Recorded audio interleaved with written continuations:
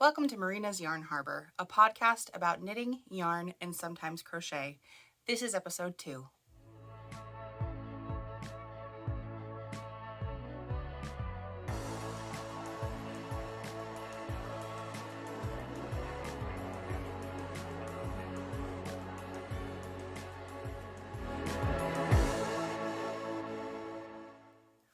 Welcome back to the Yarnharbor. If you've been here before, if you're new, also welcome. It's nice to have you here. I am Marina. I am the maker at this channel, and I like to talk about yarn and knitting. So this is my second episode, which means it's going to be the first one that actually has some structure. The first episode was really an overview of the Fall Fiber Expo that I went to with my husband several weekends ago now. So if you haven't seen that, go check it out. It was a lot of fun. In the meantime, we're going to get into this. I really wasn't sure if I wanted to do a what you're wearing section, but I'm wearing a knitted garment, and so I decided to share with you. The garment I'm wearing today is the Goode Sweater by Julie Hoover. It is knitted with the Pearl Soho linen and quill base in the color Fresh Pickle.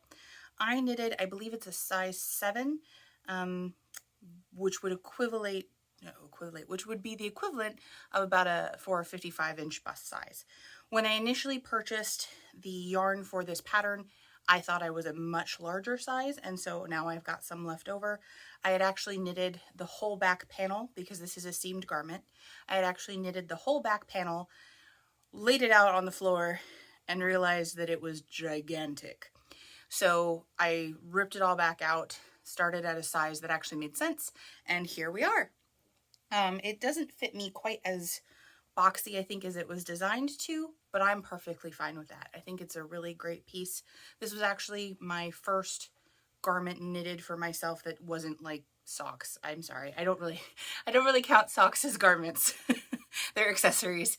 So this was the first real garment I had knitted for myself, and as a plus size knitter, it was a little bit intimidating. I really didn't know how it was going to work out, but I'm very pleased with the end result. So yes, Goode Sweater by Julie Hoover in Fresh Pickle.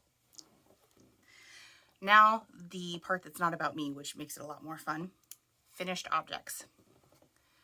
I have a finished object for you today. It is the Venezia shawl designed by Locatelli. This is knitted up with a single skein of Happiness is Homemade on the Silky Singles base from my cousin's brand, Beautiful Simplicity Fiber Company. I was gifted this yarn several weeks ago as a get well present, recovery from surgery. My friend Rachel sent it to me, and I looked at it, and I knew that I wanted something that would mostly use up the entirety of the skein, but I also knew I needed to find the right kind of pattern, because this colorway is really, really pretty, but it also is very delicate. You have some really soft but beautiful transitions from a white to a gray, to that yellow, and so you need to find the right pattern. And I fortunately found the right pattern. I really think that this suited it because you have enough delicacy with the lace sections, but then you also have enough body so you can actually see the colorway come to life. And because of how stretched this got, you can really see the nice chains of those twisted stitches. I just think it was absolutely the right marriage of yarn and project. The only thing that I had a little bit of difficulty with is the way this is constructed is you start at one end and you make increases as you go up to the middle, and then once you reach the middle, you then have to start decreasing. Well, with the raised stitches that are twisted, the decrease on the right hand side, so the very first one you come to, I think it was row 13, asked you to, I believe it was knit 2 together through the back loop. And the result, if that purl stitches first was something that I was not super pleased with. I'll throw a picture up on over here so you can see what I was talking about, because it just, I felt like it ruined the flow of this chain because of how it like jogged over. So what I ended up doing was I ended up moving the purl stitch over, using my right hand needle to twist the stitch, the knit stitch to begin with, moved it over, and then moved them both back over to the working needle, and then just knit two together regularly. And I found that that gave me a more uniform chain.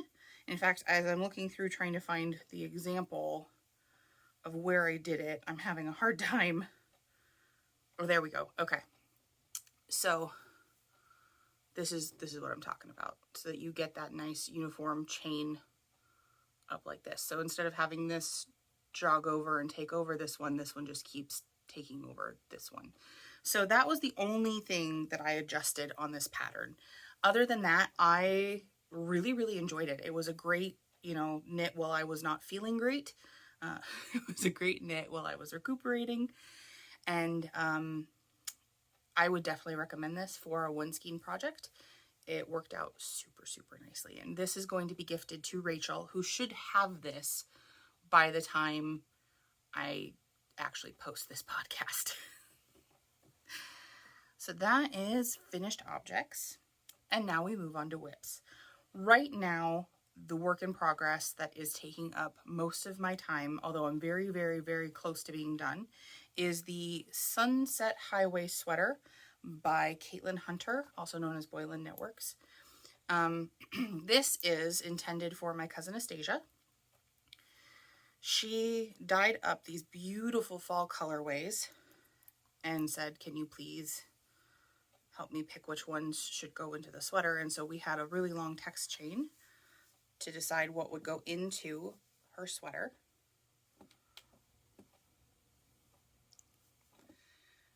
So you can see this sweater has some really pretty delicate designs in the yoke. And then it has a really fun sleeve, so that helped break up Sleeve Island a little bit. And then a very long cuff, which I have some feelings about this much ribbing. We'll talk about them in a second. The yarn has been super great to work with. The colorways in question are, so the body is made up of this color here, in the color Sunburnt Leaves. It's a little hard to tell caked up, and I think there's something wrong with my winder because I'm getting kind of a fat base as I wind. So if anyone has any recommendations to help avoid that, that'd be great. And then you can see, again, that colorway in the body. I did make sure to alternate skeins because the first skein that she sent me was not enough to do the sweater, and I had miscalculated. And so she sent me a second set of skeins that she had to dye separately from the one that she had sent me, and so she was kind of going off of memory. The second set of skeins are a hair darker, but honestly, she got them so close. I was so impressed. So the end result is that it all works very beautifully together in the body of this sweater. The color here at the yoke is Restless Poet.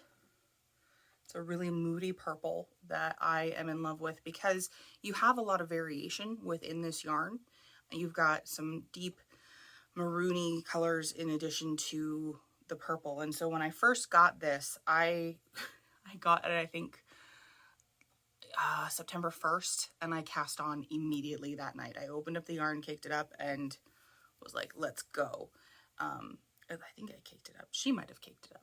I caked up this one. She caked up this one. I think we can tell a difference here. But anyway, I started on it pretty immediately, and I was kind of dumb, and I didn't read the instructions fully because I was so excited. So I did what I normally do, which is a 1x1 rib.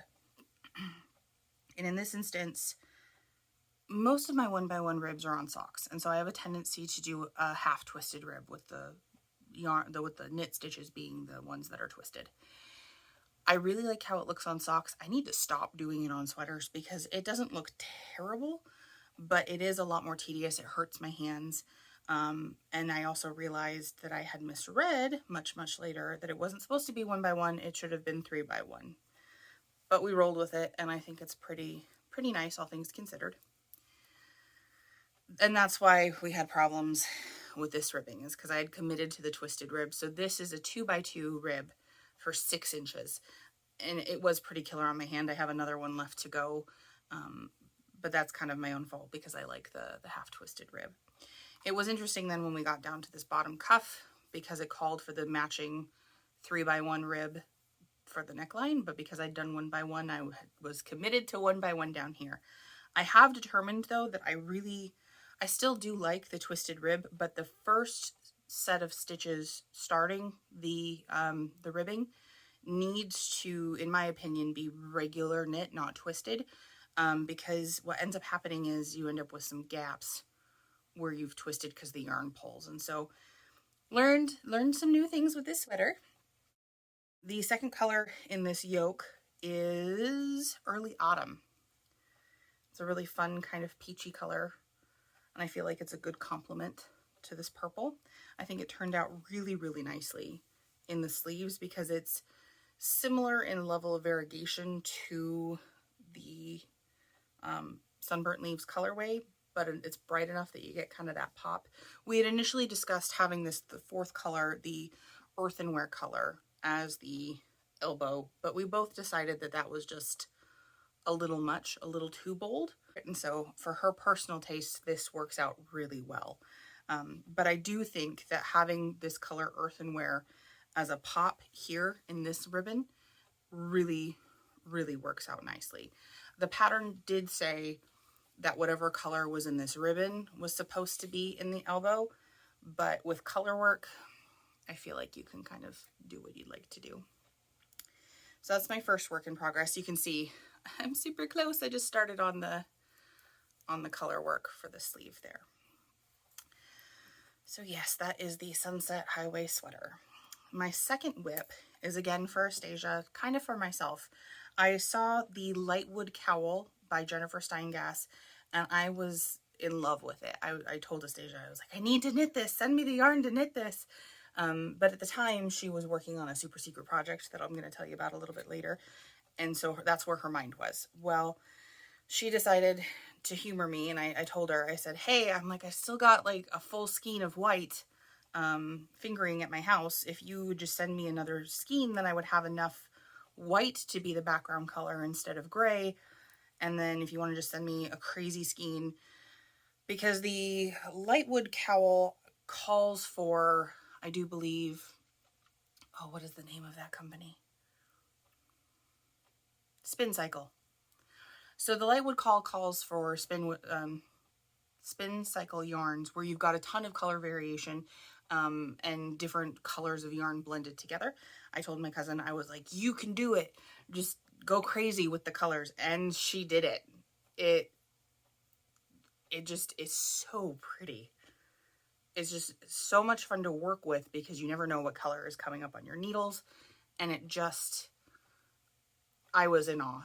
When I saw it, it's really pretty caked up, but it was really pretty as a skein too. And so I was super excited. So she sent me 2 of these. One of them's a little bit lighter, so I chose the slightly more saturated one for this project. And then with the white, this is what we've got going on.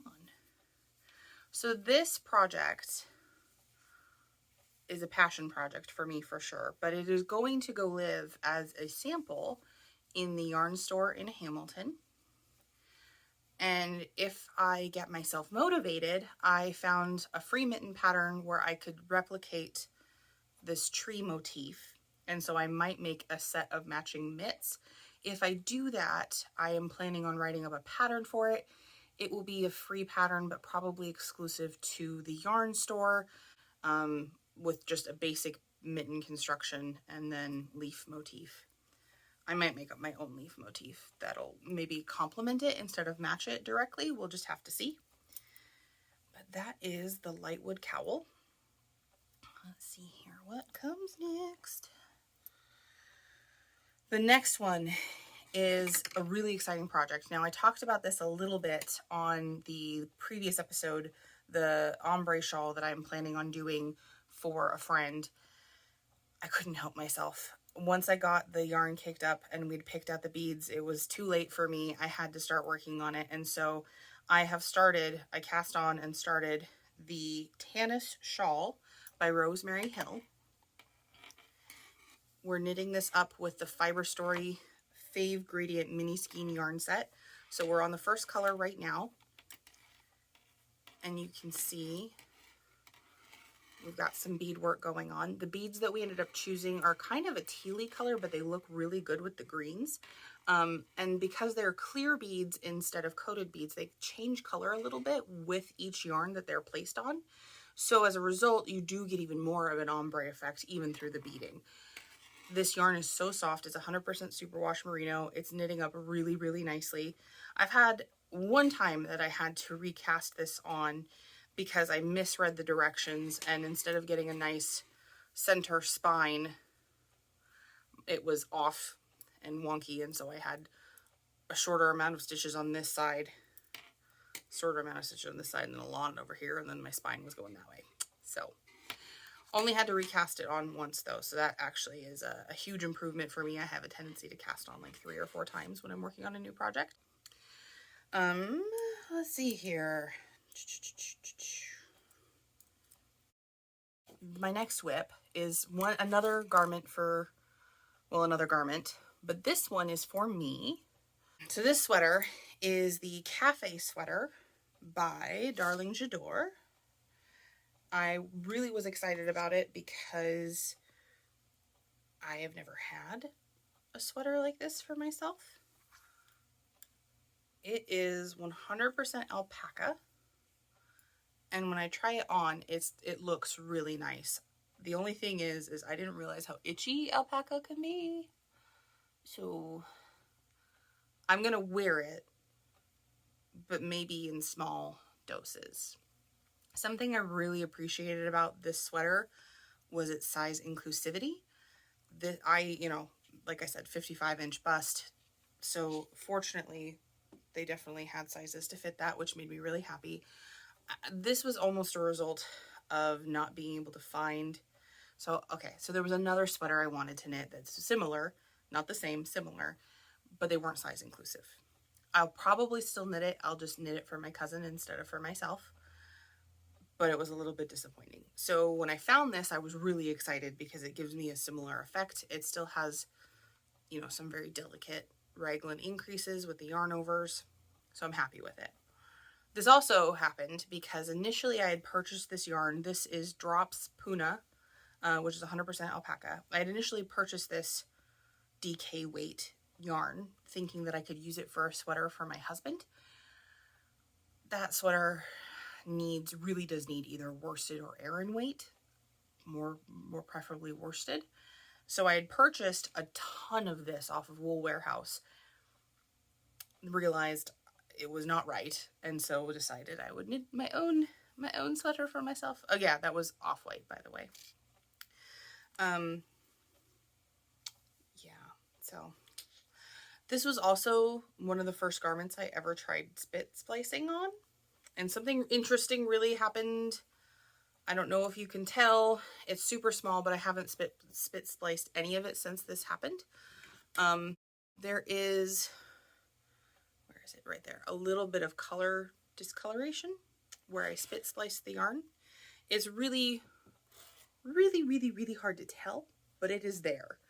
And because of where this one is on the back, it'll probably be covered by my hair, so that'll be fine. But I decided not to do that throughout any more of the garment because I don't want to have to try and fuss and try and hide that. Come on, yarns, come apart. Isn't that always the way it goes?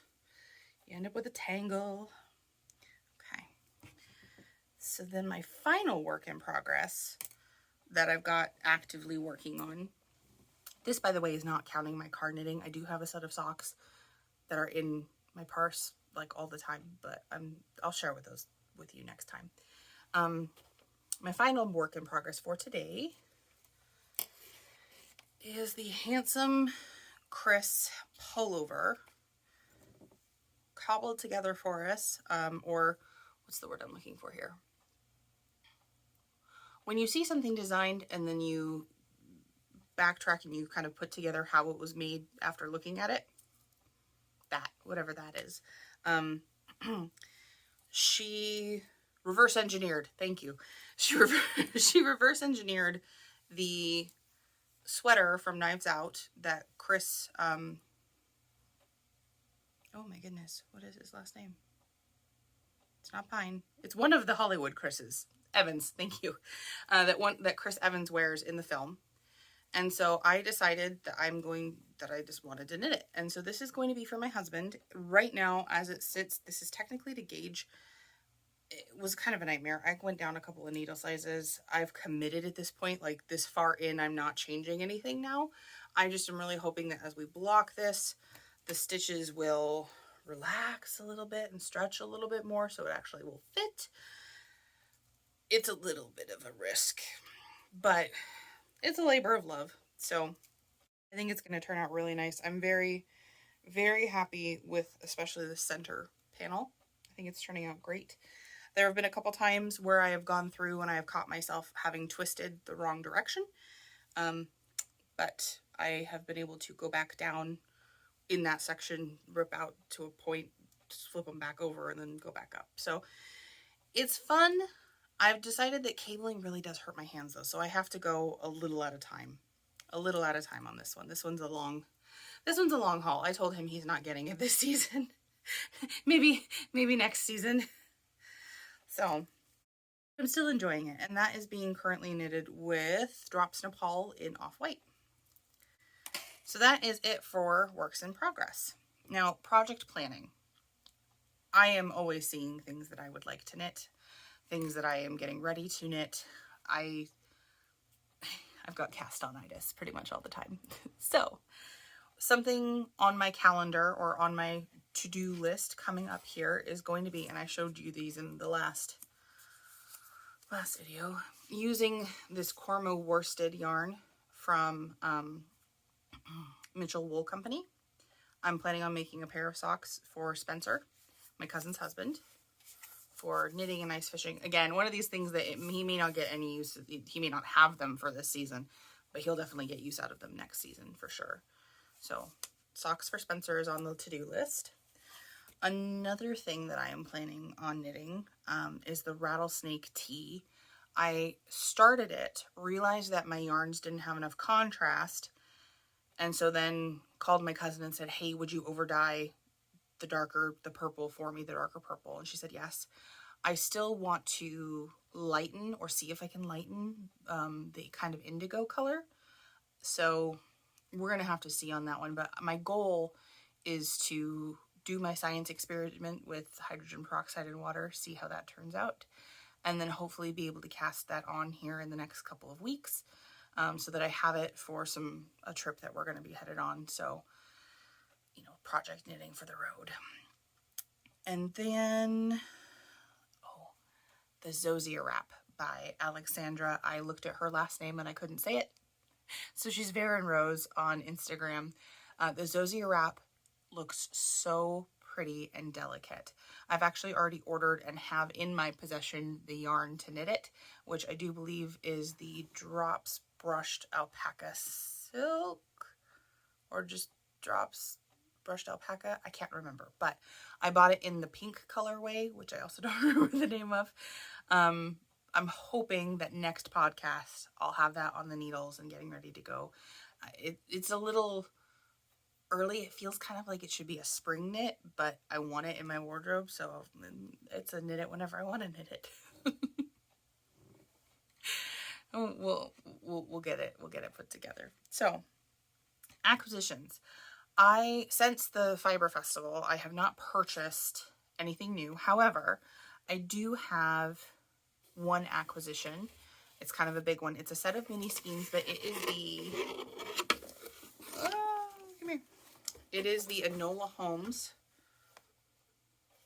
Advent Mystery Box. In this, so far, I've only opened two, and I'm opening one every day. The two that I've opened so far are the colorway Enola and the colorway Euphoria. So these two I've opened. Everything else is going to be opened one at a time, once a day, leading up to the release of the Enola Holmes sequel. So I'm posting those videos to Instagram as stories, and then I'll probably save them. I think though, given the length, they're turning into reels, and so they'll be there. They'll be on my Instagram page. But those are the two that I've opened so far. Ooh, that leads me to my last segment, which is Instagram inspiration. So I'm scrolling through Instagram, not all the time, but a lot, looking to see what I might want to knit next. Who doesn't look at what they might want to knit next? And so I've got 3 that are on my radar. The first one is the Luna Tee by Charissa Lam. I think this piece is gorgeous. It feels like it'd be a really nice just wardrobe staple, but it's got really nice shaping and a structural quality to it that just made me gasp when I looked at it. I like the fact that it looks like it's a pretty straightforward construction, but the end result with the stitch choices is it just has, like I said, a real structural feel, and I like it a lot. I do recognize that I just made complaints about ribbing, and I think this is mostly ribbing for that shirt. So I think it's really pretty. I think I'm gonna knit it. Don't call me a hypocrite for complaining about the ribbing when I'm working on it later. Another one on my radar is the Sheer V Sweater by Jessie Maed Designs. I feel like this is just so, again, super delicate. I feel like it falls into a similar category as the Zoysia Wrap, in part because it uses mohair to give that illusion V neckline. And I think, again, another great staple wardrobe piece, something that you can pair with a lot of other pieces in your wardrobe, but also it's a little sexy. It's a little bit, what's the word I'm looking for here? It's covered up, but it's a little bit like sultry. There we go. It's a little sultry, and I like that a lot. It feels like a very elegant and grown-up piece to have in your wardrobe. And then the final one that's on my radar, because my cousin asked me to look, is the Cozy Hoodie by Clarissa Schellong. She has made a hoodie, but it's knitted, which means it has that cozy knitted feel, but then you still get the comfort of a hoodie. It's hard sometimes, I feel like, to dress up a hoodie. I got nothing against hoodies. I think that they're super comfortable. They are great. But this one has a different level of both comfort and style to it that I think is really intriguing. The only thing I'm a little bit concerned about with the Cozy Hoodie is I don't think that it's as size inclusive as it could be. I don't think I would be able to knit one for myself, but I would be able to knit one for my cousin. And I probably will, just because it looks like it would be a fun garment to put together. I mean, if she asks me to. If she decides that she doesn't want the Cozy Hoodie, then what am I to do? So those are the 3 Instagram inspirations that I've been thinking about, which then brings us to the end of this podcast. So everything I've talked about, if there is a maker or a pattern or a yarn, I'm going to link in the description below. If you could like or comment or subscribe, that would be great. If you do subscribe, hit the notification bell so that you actually find out if I've ever uploaded anything ever again. So yeah, I think that's it for now. I hope I get to see you next time. Maybe bring some knitting and we'll hang out for a little bit longer. In the meantime, though, have an excellent rest of your day. Bye.